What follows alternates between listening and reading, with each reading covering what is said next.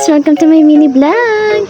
Eto na naman tayo, marami na naman tayong nagpitin. At as usual, magbabawas na naman tayo ng mga kala. So ngayon, uunahin ko muna itong electric pan namin walang kamaling-malay. So sobrang gamit, pinamahayan na ng mga sapot. Kaya naman nakita niyo yung basura na yan?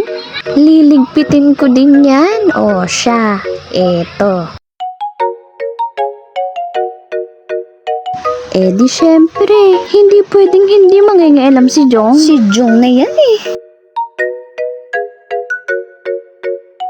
Gumagawa pa ng paraan para makisawsaw sa ina. Baka Jong yun. Sa wakas, natapos din. Pero wag ka, there's more, Mare. Pero syempre, kahit maraming gawain sa bahay, bawal mapagod, bawal magreklamo. Bakit? Joke lang. Pero dito kasi natin, nabibigyang hustisya ang pagiging nanay natin.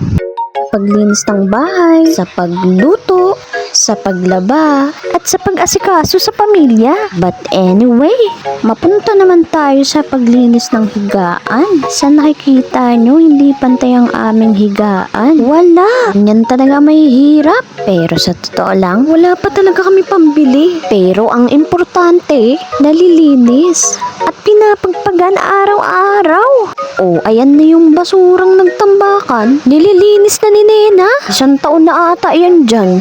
Ay, apaw na apaw eh. After lahat ng trabaho, ay ayan, pinagtag-isa-isa na ni Nena. Ang mga para-paranalya ni Jong, hindi ko na binidyohan yung pagligo ni Jong. Baka magkaroon tayo ng violation. Kaya eto na lang yung binibihisan ko siya. Pero syempre, kailangan pa rin i-blur ang maselang bahagi ng anak ko. Hindi naman sa nagre-reklamo ako. Pero ang ligalig mo, pag binibihisan kita, Jong. Dito naman ginagamot ko ng Calmoseptin si Jong. Pinapak kasi kami ng mga lamok.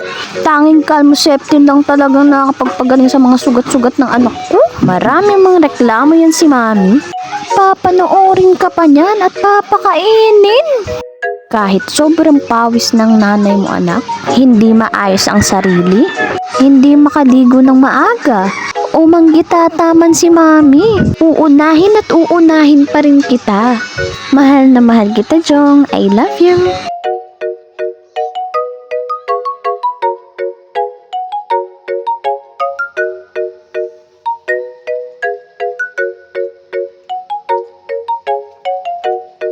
Hanggang dito na lang. Bye-bye!